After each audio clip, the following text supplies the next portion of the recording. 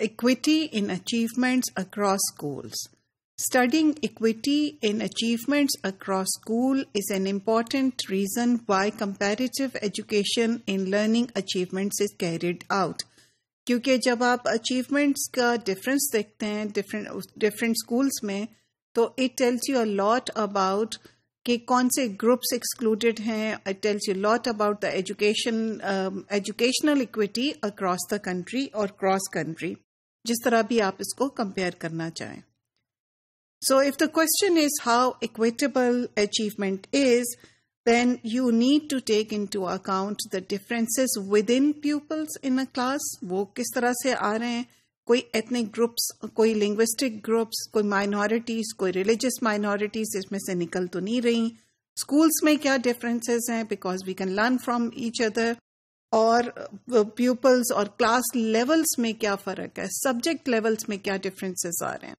so اگر if a school is doing well in science, is the school doing equally well in English or in mathematics or social studies؟ تو یہ سارے جو differences ہوتے ہیں، یہ جو ریسرچ ہوتی ہے کمپیریٹیو ایجوکیشن کی، یہ بہت کچھ آپ کو بتاتی ہے. اور although آپ چاہے آپ اس طرح سے ایکویٹی میں انٹرسٹڈ نہ ہوں کہ آپ کو بہت انٹرسٹ نہیں ہے کہ کون سے گروپس ایکسکلوڈیڈ ہیں، یہ کون سا جینڈر ایکسکلوڈیڈ ہے، لیکن دین ایون اس کی even spread of learning achievements is very important for you to know اور for teachers to know and for the government to know.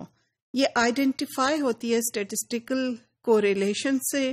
اور although qualitative studies can come in, لیکن یہاں پہ quantitative studies کا بہت بڑا کام ہے، اسٹیٹسٹکس کا بہت بڑا کام ہے.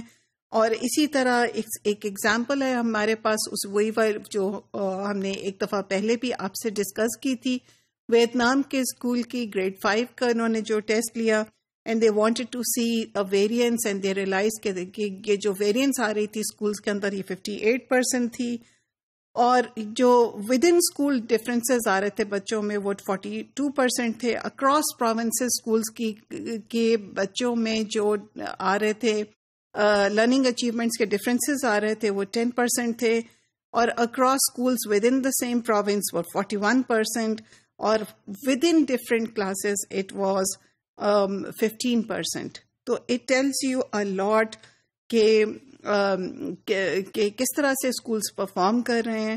ان any case equity is a very important concern. Equity related studies are very important concern.